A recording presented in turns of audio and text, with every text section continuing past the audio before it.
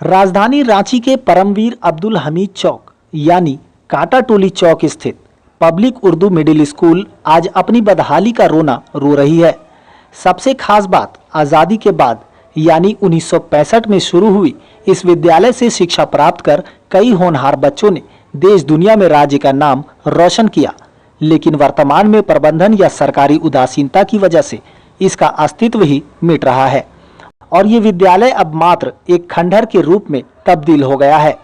इतना ही नहीं, लोगों ने अब इसे अपने निजी और व्यवसाय से भी जोड़ रखा है।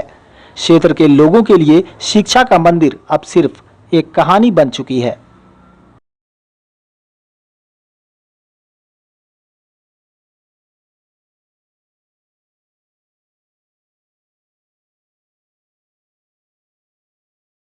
जिम्मेवार तो मैं सरकार को ही ठहराऊंगा, इसलिए कि यहाँ की जो कमेटियाँ हैं बहुत दौड़ी हैं और अपने पैसे से भी यहाँ बच्चों को पढ़ाया गया है।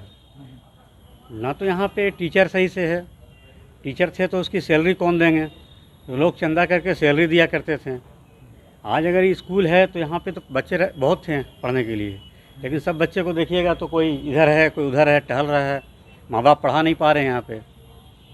इसके लिए तो सीधे सीधे जिम्मेवार सरकार है। हाँ, बहुत ज़रूरत है, स्कूल को ज़िंदा करने के लिए बहुत सी ज़रूरत है, ताकि स्कूल फिर से बच्चे पढ़ सके यहाँ पे। और यहाँ के बच्चे पढ़ के ऐसा नहीं है, देश में भी गए हैं, यहाँ के बच्चे पढ़ के फौज में गए हैं। हालात वाकई बहुत ही ख़राब हैं। जिस सोच के तहत इस स्कूल को बनाया गया था, देखा जाए तो 1952 में कमेटी जो थी यहाँ पर, उस कमेटी के लोगों ने क्या किया कि ये पड़ती ज़मीन थी और इसका गलत यूज़ होता था, तो इसको मदरसा के नाम पे शुरू किए थे और 1965 में ये स्कूल के नाम पे रन होना शुरू हुआ, पब्लिक उर्दू मिडिल स्कूल, जैसा कि बोर्ड में आप देख रहे हैं। एक लंबे अरसे तक कई कमेटियाँ इस स्कूल को चलाने में कामयाब रही, लेकिन कहा जाता है ना कि बिना फंड के किसी भी ऑर्गेनाइजेशन को चलाना मुमकिन नहीं है।